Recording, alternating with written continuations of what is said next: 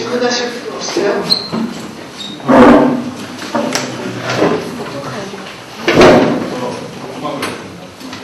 선생님 보니까 소설에서 문체를 그대로 이미지화하는 선생님이 있으신 것 같아서 제가 궁금한 거는 어느 날 가는이나 그리고 해질녘의 계절은 어떤 기사일까를 쓰셨을 때 그때 선생님이 겪었던 그걸 쓰실 때 겪었던 현실 배경 그런 게 좀 궁금합니다.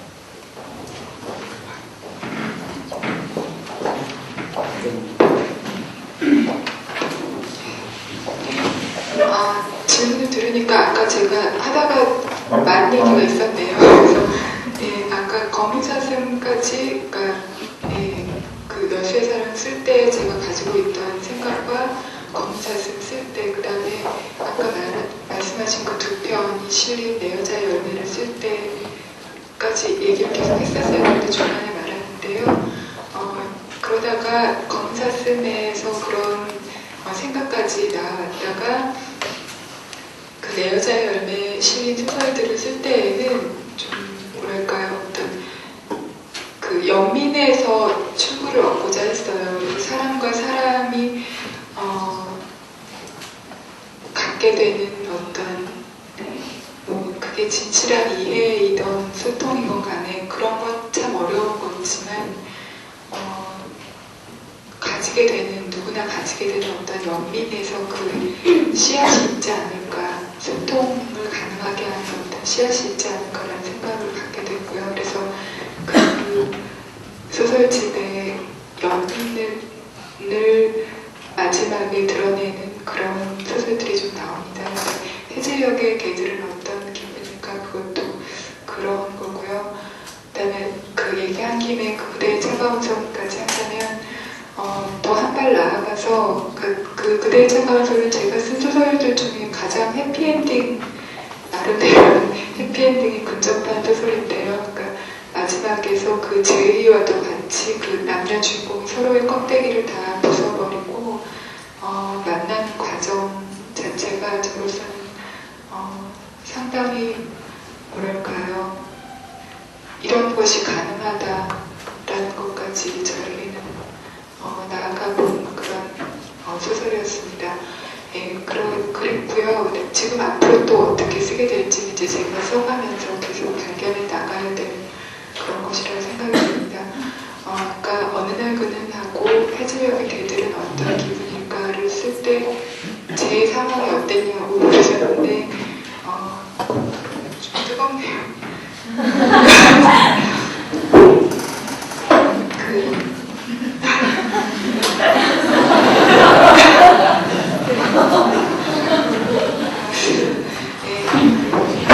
어느 날 그는을 쓸 때는요, 그러니까 그 검은 사슴을 막 써놓고 초고를 다 써놓고 탈고를 할 때까지 좀 시간이 걸리니까 잠깐 좀 공백을 둬야 객관성을 다시 찾을 수가 있잖아요. 그 초고를 쓸 때 그 안에 너무 빠져 있으니까 자기 자신이 좀 냉엄해져야 고칠 수도 있고 뭔가 이게 가능하잖아요. 그래서 쓰자마자 좀 다른 걸 쓰므로 해서 그 검은 사슴으로부터 좀 떨어져 나올 수 있지 않을까라고 생각해서 이제 쓰게 된 소설이 어느 날 그는이었어요.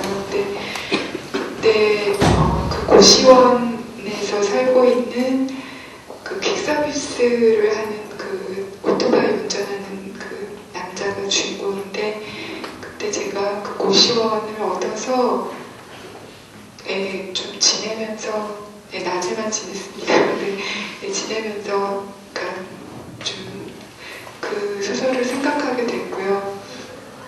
그 소설 마지막에 사실은 이 퀵서비스 하는 이 남자가 굉장히 큰 고통을 겪고 나서 정말 삶의 밑바닥까지 내려간 다음에 그러다가 어느 순간에 그 전선에 맺힌 빗방울의 그림자를 보고 모든 생각을 바꾸게 되죠. 근데 저에게도 좀 유사한 경험이 있었어요. 그 고시원에, 제가 얻었던 고시원에 제가 있었는데 밤이었는데 굉장히 시끄러운 방이었어요. 밖에 소음도 심하고. 근데 그 비가 오고 있었는데 그 전선에 비친 전선이 제가 불을 끄고 앉아 있었는데 그 벽에 비쳤어요. 근데 거기 빗방울이 맺혀 있었는데 그 소설에는 제가 아름답다는 말을 쓰지 않았는데 정말 아름다웠어요. 그 빗방울이. 그리고 그 아무것도 아닌 아주 사소한 것, 뭐 미술 작품도 아니고요. 뭐 대단한 아무것도 아니지만 그 전선에 비친 빗방울의 그림자가 그 하얀 벽에 그 비쳐있는 모습이 이렇게 아름다울 수 있구나라는 게 저에게는 놀라움이었고요. 그것이 가지고 있는 어떤 정화력이라고 할까요? 아름다움이 가지고 있는 정화력에 대해서 생각을 하게 됐어요. 그래서 제가 그때 뭐 그 사람처럼 눈물을 흘리거나 하지는 않았지만 그 아름다움이 아주 단순한 전혀 아름다움을 발견할 수 없을 것 같은 그 조그마한 고시원 방 그 한 구석에서 그런 아름다움이 있다는 것이 저에게 놀라움이었고 굉장히 저의 마음을 정화시켜 주었습니다. 그래서 그 순간에 이런 소설을 써봐야겠다라고 생각하게 돼서 시작을 하게 됐습니다. 근데 다들 첫 문장이 이제 이 얘기는 그가 전선의 빗방울을 저 정확한 문장을 잊었네요. 근데 그림자를 보기 전까지의 이야기이다. 그 다음에 정말 재밌는 이야기는 그 다음부터지만 뭐 여기서 여기까지 쓰겠다 해서 다들 그 다음 이야기를 궁금해하시면서 저에게 많이 물어보시는데 제가 쓰고 싶었던 건 바로 거기까지였어요. 그래서 그 주인공이 겪게 되는 어떤 완전히 그 인간의 파산을 경험을 하잖아요. 그러니까 정말 칼을 휘두르고 자기가 사랑했던 여자한테 그리고 완전히 그 인생의 밑바닥까지 아무것도 잡을 것 없는 밑바닥까지 내려가서 파괴돼버린 그런 사람이 어떻게 해서 그런 사람이 어떻게 해서 무엇을 발견하게 되는가 그 극한에서 무엇을 발견하게 되는가에 대한 소설이거든요. 그래서 그 소설을 쓰게 된 저의 이야기는 그렇고요. 그 소설을 쓸 때는 제가 불교에 좀 관심이 많을 때였어요. 그러니까 제가 97년이라고 얘기했는데 97년부터 한 4년 정도 불교에 관심을 많이 가지고 푹 빠진다고 하죠. 좀 빠져 있었던 시기인데요. 그때 그 영향으로 몇 가지 소설들을 썼어요. 그래서 꼭 불교적인 것을 아주 전면적으로 내세우진 않지만 그런 모티브가 들어있다던가 그런 소설들이 몇 개가 있는데 그 시작이 어느 날 그는인데요. 이제 조금 거기에는 불교적인 것이 하나도 들어있지 않다고 느끼실 것 같은데 그 남자가 겪었던 것, 그 남자가 그 조그만 고시원 방에서 아무것도 하지 않고 앉아서 자기 마음을 들여다보면서 겪었던 것, 그거 자체가 그때 제가 이해했던 불교의 내용이었습니다. 근데 그것을 쓰고 싶었고요. 예, 그렇습니다. 그래서 그걸 쓰게 된 제 정황은 그렇고요. 그다음에 해질녘의 개들은 어떤 기분일까 그거에 대해서 물으셨는데 그 소설은 그 아까 말씀드렸던 IWP라는 미국 아이오와 대학에서 있었던 프로그램에 혼자 참가를 했었는데 그때 이제 보통 뭐 오래 나가 있었던 건 아니지만 나가면 이제 한국 생각이 많이 나잖아요. 그래서 이런저런 생각을 하다가 그 바닷가 마을에 처음에는 살고 있는 여자아이를 생각했었어요. 근데 여자아이가 개가 무서워서 바다에 가보고 싶은데 가보지 못하고 그러다가 나중에 해질녘에 그 바다를 보고 싶고 자기가 해질녘만 되면 왜 사람 마음이 다 그렇잖아요. 해질녘이 되면 좀 마음이 둘 데 없어지고 뭐랄까 좀 가라앉으면서 좀 자기 안을 들여다보게 되는 그런 시간이 될 것 같은데 아이라고 그런 걸 모르는 건 아니죠. 저는 이제 아이들도 어른하고 똑같은 감정 구조를 갖고 있다는 거를 믿거든요. 네, 기억도 나고요. 그래서 그 아이가 그런 감정을 가지고 어떻게 해서 그 해질녘의 개들로 상징되는 자신 안에 있는 두려움을 어떻게 극복하고 바닷가로 걸어 나갈 수 있는가, 그거에 대해서 생각을 하게 됐어요. 근데 이제 외국에 있고 하니까 거기까지만 생각이 되고 이제 자세한 건 잘 생각이 안 났었는데 막 돌아와서 이제 그걸 쓰기 시작했어요. 근데 이제 조금 정황을 바꿔서 아빠와 같이 이제 도망간 엄마를 찾으러 다니는 그런 아이로 설정을 했고요. 그래서 이 아빠와 아이와의 관계가 좀 비정하다 싶을 정도로 그렸었는데 그 마지막에 이 아이가 이 어른인 아빠를 이해할 수 있게 된 그 대목이 있는데 아까 그 말씀드린 내 여자 열매에서 그걸 쓰는 동안 제가 계속 생각했던 것, 그 인간이 인간에게 가진 아주 자연스러운 연민, 그거는 막을 수 없는 거잖아요. 보통 이제 그거는 부인할 수도 없고 그냥 자연스럽게 우리 안에 있는 의심할 수 없는 어떤 부분이라고 생각이 돼요. 그리고 그 가치라고 할까요?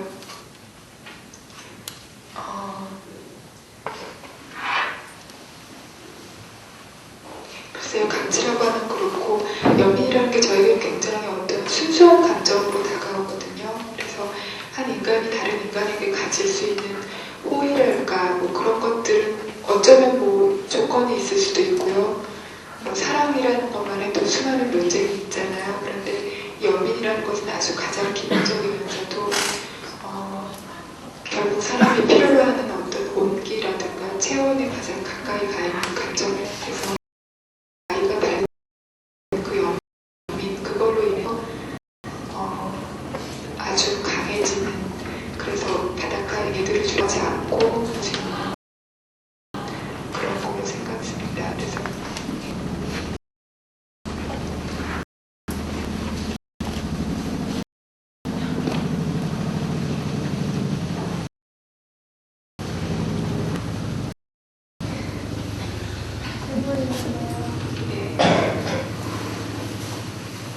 작가들마다 한 번씩은 슬럼프를 겪게 마련인데 혹시 한강 동서관에서도 슬럼프 시기가 있으셨어요?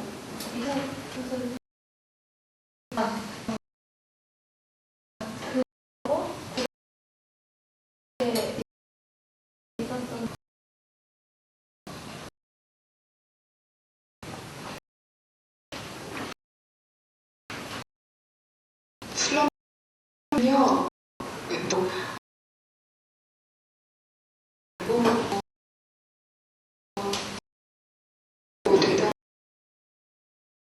대단하는 게 돼요.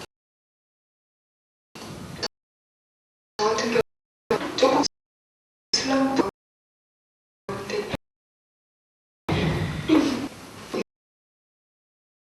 그러니까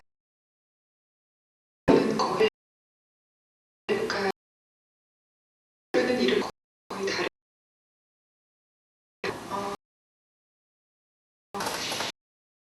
처음 고생을 했다 혼자서 이렇게 써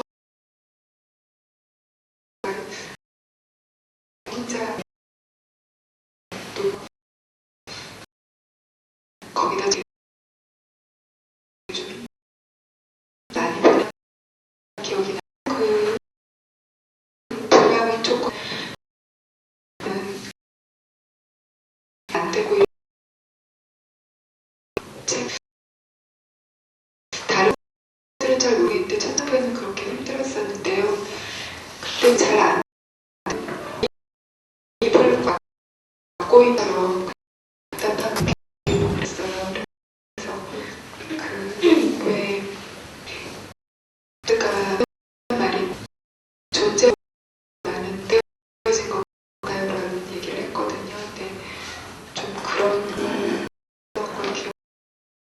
요즘도 가끔 그리 안 되면 그렇게 잠지만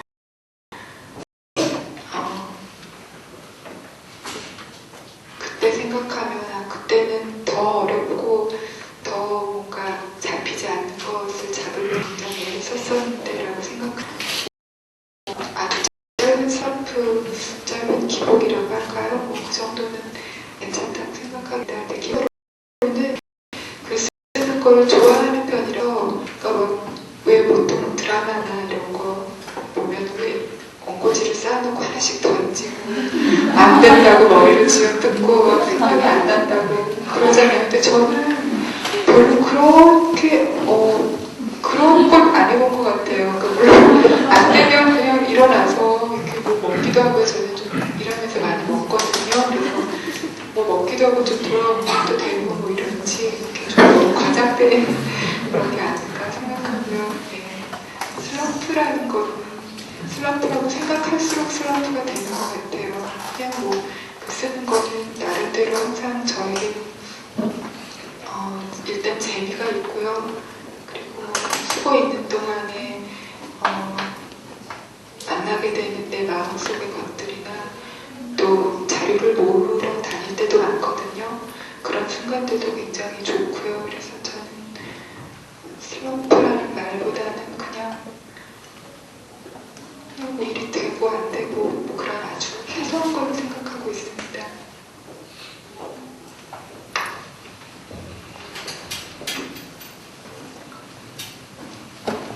근데 청와대 경우는 시공 장비인데 여는 거예요.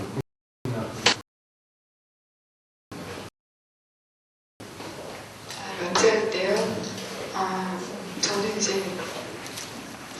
저는 제가 연재에 굉장히 적합하지 않은 스타일이라고 생각했어요. 왜냐하면 아까 말씀드린 것처럼 완벽하려고 굉장히 노력하는 편이기 때문에 그래서 아마 연재가 끝나기 전에 말라 죽지 않을까 이렇게 생각을 했었는데 의외로 해보니까 좋더라고요. 그러니까 매일 해야 될 할당된 양이 있고 그만큼 시계 나가니까 제가 좀 감정의 기복을 많이 타는 편인데 뭐 안 된다고 그냥 좀 놔두고 이렇게 좀 여유 있게 지내고 이럴 수가 없잖아요. 그래서 계속 하루에 7매씩 써야 되니까 그게 힘이 돼서 6개월 만에 연재도 끝낼 수 있었고요. 저에게는 그 연재가 잘 맞더라고요. 그래서 네, 그렇게 큰 어려움은 없었는데 인터넷상으로 뭐 독자들하고 대화하고 이런 게 좀 재미있었던 것 같아요. 반 이런 거.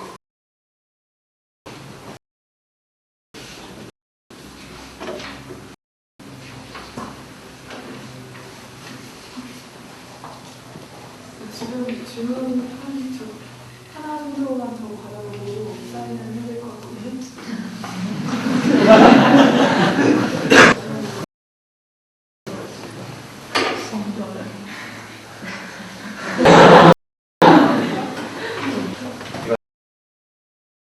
다 아는 사실이지만 그 선생님 아들이 성경교육 시인이지 않습니까? 그리고 소설가 한승원 선생님 딴 선생님이신데 이거는 질문할까 말까 하다 너무 식상해서 고민해요. 아버님과의 관계는 이제 그 아버지와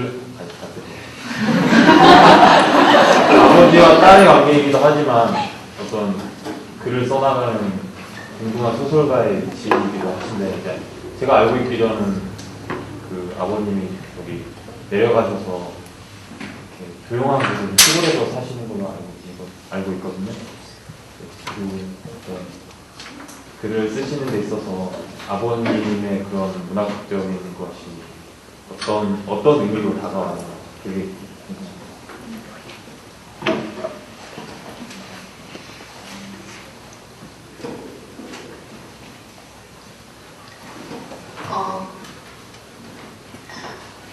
왜 이런 질문을 안 하시나 했어요. 네, 늘 질문하게 되는 질문인데요. 이제 보통은 뭐 아버지에게서 무슨 영향을 받았느냐라고 많이 물으시고요.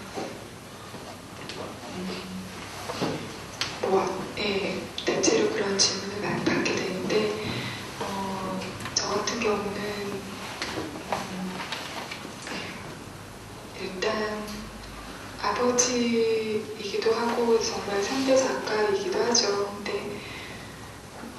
제가 아버지로부터 영향을 받은 것이 있다면 어떤 아버지가 글을 쓰는 어떤 태도가 아닐까 싶어요. 근데 뭐라고 딱 정의 내리긴 어려운데, 그러니까 제가 어릴 때 아버지는 이제 교사 생활을 하시면서 집에 와서 이제 밤잠을 더 줄이시고 글을 쓰셨어요. 그래서 늘 피곤해하셨어요. 그래서 어린이들이 사는 거 굉장히 피곤하고 잠이 부족한 건가 보다 이렇게 어린 마음에 생각했었고요. 그랬고, 그래서 뭔가를 하려면 저렇게 잠을 안 자고 열심히 해야 되는 건가 보다, 뭐 이런 걸 운영 중에 생각했던 것 같고요. 그리고 아침에 뜨면 항상 그 타이프라이터 소리가, 그때 이제 수동 타자기를 쓸 때라서 그랬던 게 어렴풋이 기억에 남아요. 그리고 그래서 제가 배운 점이 있다면, 제가 소설가이기 때문에 남하고 특별하게 다르다는 생각을 저는 한 번도 해본 적이 없어요. 그래서 좀 저는 그냥 글 쓰는 일을 하는 그냥 노동자라고밖에 생각이 안 들거든요. 그래서 저는 소설 쓰니까 좀 이렇게 폼도 잡고 좀 이렇게 멋있게 척도 하고 뭔가 이런 거를 저는 못하겠어요. 그러니까 그냥 그게 잘 안 되고 자연스럽게 그냥 자기가 살아가고 일하는 방식 중에 하나가 글 쓰는 거 아닐까, 이렇게 좀 자연스럽게 받아들이게 된 계기가 아버지가 그런 일을 하셨기 때문에 된 게 아닌가 싶고요. 그게 저에게는 좀 행운이었다고 생각이 돼요. 그래서 그렇게 멋있게 사는 걸로 시간을 보내지 않고 그냥 하는 일이니까, 내가 좋아하는 일이니까 그냥 한다, 이런 마음으로 사는 게 저에게는 참 평화롭고 좋습니다. 지금 시간을 보내서 여기까지 질문을 받고요. 강연회가 끝난 다음에 각자 가지고 계시는 선생님 책을 가지고 얘기 잘 들어가고요.